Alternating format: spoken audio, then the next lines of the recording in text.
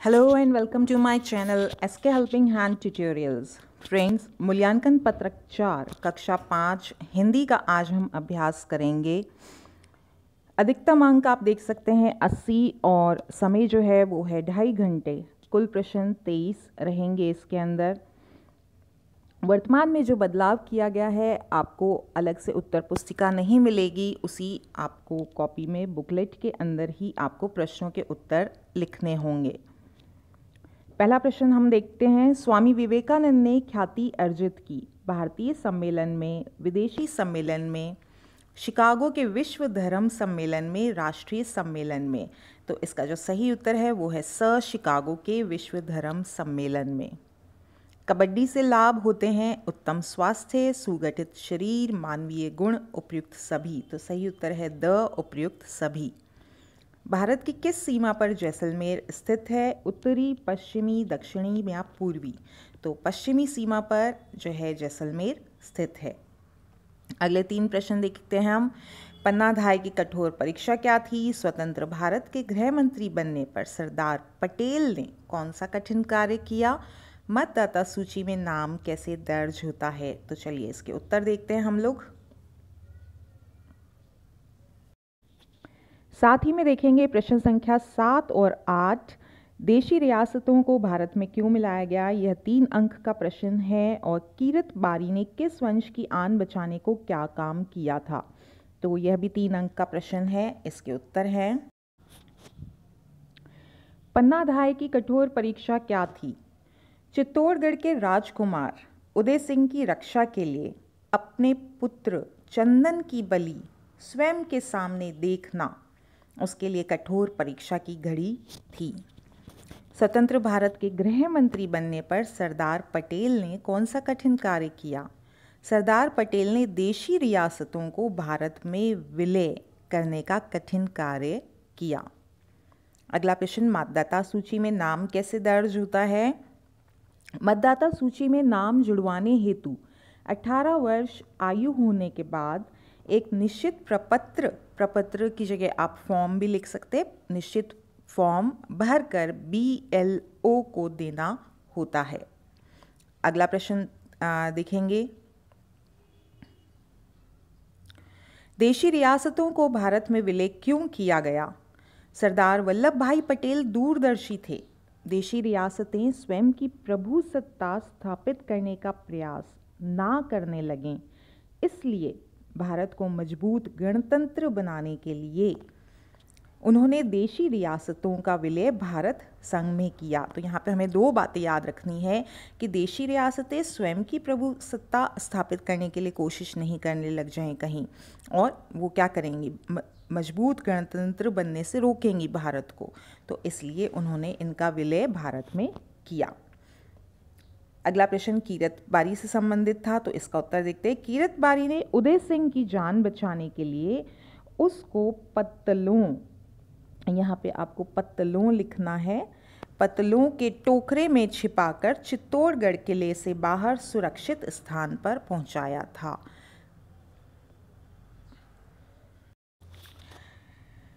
अगला प्रश्न जो है वो है 9वां, खंड अ और खंड ब का आपको मिलान करना है। तो इसके उत्तर हम लोग देखते हैं। स्वर्ण नगरी, शक्ति स्थल कदलीवन धाम और रेत का समंदर। यहाँ पे दिया है सेवली, सम, पोखरण और जैसलमेर। तो स्वर्ण नगरी है जैसलमेर, शक्ति स्थल पोखरण, कदलीवन धाम सेवली और रेत का समंदर सम। अगला देखते हैं। यहाँ पे आपको एक गद्यांश दिया गया है, उसको पढ़ के आपको नीचे लिखे प्रश्नों के उत्तर ढूंढने हैं। एक बार माँ की ममता ने सिर उठाया और पन्ना बनवीर के सामने गिड़गिड़ाने लगी, अरे नीच, पातकी, अबोध बालकों की हत्या करके तू क्या बहादुरी बखानता है? तू उदय सिंह की हत्या ना कर, मैं उसे लेकर कहीं दूर चली जाऊंगी। कुछ तो दया कर। मगर बनवीर का अट्टहास सुनकर उसका क्षत्रित्व जाग उठा और वह कटार लेकर बनवीर पर टूट पड़ी। भाग्य दुष्टों का भी साथ दे देता है। खूबी बनवीर की बाह में ही कटार का वार कर बैठी और क्रोध से फुफकारते हुए उसने पलंग पर सोए बच्चे पर तलवार चला दी। पलंग पर से चीख तक नहीं उठी। माँ के कलेजे को भेद कर जो चीख उठी वह आज भी चित्तौड़ के खंडरों में गूंज रही होगी। माँ के मीठे दुलार में सोया हुआ चंदन आज तक भी उस दुलार की छाया में सोया हुआ होगा।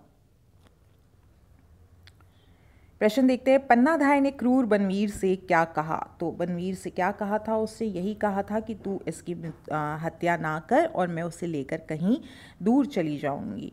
कि अबोध बालकों की हत्या करके तू क्या बहादुरी बखानता है? तू उदय सिंह की हत्या ना कर, मैं उसको लेकर दूर चली जाऊंगी।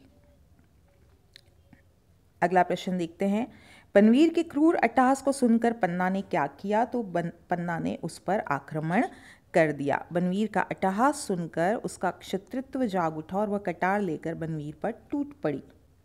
अगला प्रश्न बढ़ेंगे, क्रोध में फुफकारते हुए बनवीर ने क्या किया? क्रोध से फुफकारते हुए उसने पलंग पर सोए बच्चे पर तलवार चला दी। अगला प्रश्न, चित्तौड़ के खंडरों में आज भी क्या गूंज रही होगी?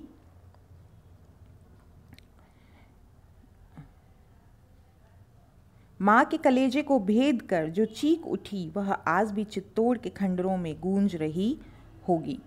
तो इस तरीके से आप देख सकते हैं यहाँ पे आपका ये प्रत्येक प्रश्न 1.5 अंक का है। अगला प्रश्न बढ़ते हैं जो कि पद्य भाग से है। कुल अंक 13 दिए गए हैं। इसके किताबों में गुनगुनाते हैं बम, खेत, झरने या चिड़िया। तो इसका सही जो उत्तर है वो है झरने। भारत के भरत से कवि का क्या तात्पर्य है? आज़ादी के दिन तिरंगा हमें क्या याद दिलाता है? तो चलिए इनका उत्तर देखेंगे हम। इसका आशय है कि भारत देश के लोग प्रतापी भरत के समान वीर हैं, उनमें अदम्य साहस है। क्योंकि ये जो दुष्यंत के पुत्र हैं भरत, उसका वर्णन यहाँ पे किया गया है और उसी से उन्होंने तुलना करी कि वे जिस तरीके से साहसी थे, शेर के बच्चों से खेला करते थे, उसी तरीके से भारत के जो लोग हैं वो उन्हीं के समान वीर हैं और उनमें अदम्य साहस भरा है। तिरंगा किसकी याद दिलाता है? तिरंगा हमें देश के खातिर शहीद हुए लोगों की याद दिलाता है। अगला प्रश्न बढ़ेंगे। यहाँ पे शब्द दिए गए हैं, जीवन मंत्र, मुझ सा, संपत्ति, गगन, फुलझड़ियाँ, जय जयकार। तो चलिए रिक्त स्थानों को भरना है। मन भावों से भर जाता है, माँ की जय जयकार है। दिवाली पर दीप दान, रिक्त स्थान, खील बताशे हैं, फुलझड़ियाँ। धरा सभी की डैश, सभी का यही प्रेम संदेश सुनाएं। तो धरा सभी की क्या होती है? गगन सभी का। श्रम को डैश बनाएं, श्रम को जीवन मंत्र बनाएं। कर रहीम पर काज हित, संपत्ति संचही सुजान। जो दिल खोजा आपना, मुझसा बुरा न कोई। तो यहाँ पे ये उत्तर आपने देख लिए हैं। अगला है बेटा का समानार्थी, पुत्र, बालक, तनु, वपु। तो यहाँ पे पुत्र इसका सही उत्तर है। अगला प्रश्न है, निम्नलिखित मुहावरों का वाक्य में प्रयोग कीजिए। 3 13 होना और दाल में काला होना। तो इसके हम उत्तर देखेंगे। 3 13 होना का अर्थ होता है नष्ट करना या तितर बितर कर देना। भारतीय सैनिकों ने आतंकवादियों को 3 13 कर दिया। अगला है दाल में काला होना, तो किसी बात का शक होना, संदेह होना इसका अर्थ होता है। सेठ ने जब पुलिस वाले को अकेले में पास बुलाया तब सबको लगा दाल में कुछ काला है। अगला प्रश्न है, निम्नलिखित शब्दों के लिंग परिवर्तन आपको करने हैं और पुनः लिखना है। तो बेटा, तो बेटे का हो जाता है बेटी, मामा, मामी, काला और काली। तो बड़ी की मात्रा आपको तीनों में ही लगानी है। दिए गए वाक्य में से क्रिया और संज्ञा पद छांटना है। कछुआ चल रहा है, तो यहाँ पे जो क्रिया है वो है चल। क्रिया क्या बताता है? कोई काम कौन सा हो रहा है, तो चलने का काम हो रहा है। संज्ञा कछुआ। दिए गए वाक्य में से सर्वनाम और विशेषण पद छांटना है। सर्वनाम यह ऊंचा घर है, तो सर्वनाम है यह और विशेषण है घर कैसा है। कैसा है कोई चीज़, कैसी है, कितनी है, इसका उत्तर हमें विशेषण देता है, तो ये ऊंचा। निम्नलिखित शब्दों में से मूल शब्द और उपसर्ग को अलग अलग करना है। उपकूल और अभिशाप, और जो दूसरा मूल शब्द और प्रत्यय को अलग अलग करना है, अनाड़ी और रंगीला। तो चलिए इसके उत्तर देखते हैं। आगे के प्रश्न देख लेते हैं। दो छात्राओं के मध्य संवाद लिखना है आपको जिस पे प्रदूषण पर चर्चा है। उसके बाद आपको इन दो प्रश्नों में यहाँ पे ऑप्शन दिया गया है, या तो आपको कहानी लिखनी है या निबंध लिखना है। तो आज हम निबंध लेंगे होली पे। फिर उसके बाद आपको प्रार्थना पत्र लिखना है अपने प्रधानाध्यापक जी को, और वर्ग पहली भी भरनी है। तो चलिए उत्तर देखते हैं अब हम इन प्रश्नों के। पहले 18वें प्रश्न में आपको अलग अलग करना है। तो उप और कूल और अभी और शाप। अभी यहाँ पे जो है छोटी ई की मात्रा का लेना है आपको, अभी प्लस शाप, अभिशाप। अनाड़ी में अन प्लस आड़ी, तो अन आपको इस तरीके से लिखना होगा हलंत लगा के, अन प्लस आड़ी। रंगीला, रंग प्लस ईला, यहाँ पे ध्यान रखिएगा बड़ी ई आपको लिखनी है। अगला प्रश्न देखते हैं। छात्र संवाद प्रदूषण के ऊपर लिखना है। तो यहाँ पे ये संवाद है आपके लिए। यहाँ पे हमने दो चरित्र ले लिए हैं, माया और छाया का। माया कहती है, हवा में कितना प्रदूषण है, सांस लेना ही मुश्किल हो रहा है, नदी भी नाले जैसी लगने लगी है, पर कारण क्या है? छाया, अरे लोग पेड़ काट लेते हैं, दूसरे लगाते नहीं। विकास के नाम पे बस पर्यावरण को नुकसान है, प्रदूषण है। ऐसे विकास का क्या लाभ जब सांस लेने के लिए शुद्ध वायु ही नहीं? छाया, सही। इससे निपटने के लिए सभी को प्रयास करना होगा, पेड़ लगाने होंगे, कचरे का सही निस्तारण करना होगा और कानून भी सख्त होने चाहिए। सही कहा तुमने, चलो हम भी 2 पेड़ लगाते हैं वहाँ। छाया, हाँ ये अच्छा है, चलो। अगला जो प्रश्न है वो है निबंध होली पे। होली हिंदुओं का प्रसिद्ध त्योहार है। यह फागुन माह में मनाया जाता है। इस दिन भगवान विष्णु ने भक्त प्रहलाद की रक्षा की थी। होली की पूर्व संध्या पे होली का दहन होता है। अगली सुबह लोग रंग, गुब्बारे, पिचकारी, पानी से एक दूसरे से होली खेलते हैं। अनेक स्वादिष्ट व्यंजन बनाए जाते हैं। यह त्योहार बुराई पर अच्छाई की जीत बताता है। इस दिन सबसे बैर भूलकर नई शुरुआत करनी चाहिए।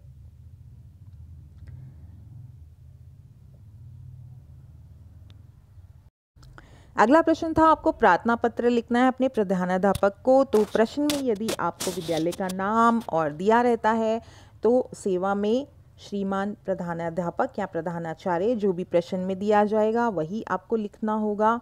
विद्यालय का नाम जो दिया है वही, और फिर स्थान।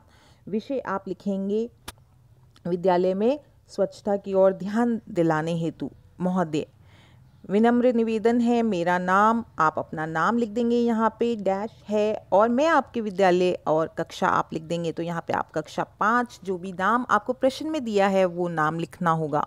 मैं पढ़ता हूँ, मैं आपका ध्यान स्वच्छता की ओर आकर्षित करना चाहता हूँ। विद्यालय में कुछ चीज़ें हैं जिन्हें सुधारने की आवश्यकता है, ज़रूरत है। मैं और मेरी कक्षा के विद्यार्थियों ने पहले भी अपने कक्षा अध्यापक को इसकी शिकायत की है। पिछले कुछ समय से सभी कक्षाओं में बहुत ज़्यादा मच्छर हो रहे हैं जिससे कई विद्यार्थी बीमार भी हो रहे हैं। ये परेशानी इस वजह से आ रही है क्योंकि विद्यालय की बाथरूम की व्यवस्था सही नहीं है। गंदगी के कारण मच्छरों की संख्या बढ़ती ही जा रही है। इतना ही नहीं, पढ़ने में भी हमें बहुत कठिनाई होती है। इसके अलावा विद्यालय में जगह जगह पर बहुत सारी जगह पानी भी एकत्रित होता है जिस कारण से भी कई बीमारियां फैल रही हैं। आपसे मेरा विनम्र निवेदन है कि कृपया इस ओर अपना ध्यान केंद्रित करें और इस समस्या का निवारण करने की कृपा करें। हम सभी विद्यार्थी आपके बहुत बहुत आभारी होंगे। इसके नीचे आप यहाँ पे लिख देंगे धन्यवाद, और आपका आभारी विद्यार्थी, आपको जो नाम दिया गया है वो आप यहाँ पे जो है पत्र का फॉर्मेट जो भी होता है उसको आप अपनाते हुए लिख लेंगे। अगला प्रश्न वर्ग पहली है। तो वर्ग पहली के उत्तर हम देख लेते हैं। जो कभी बूढ़ा ना हो, तो इसका उत्तर है अजर।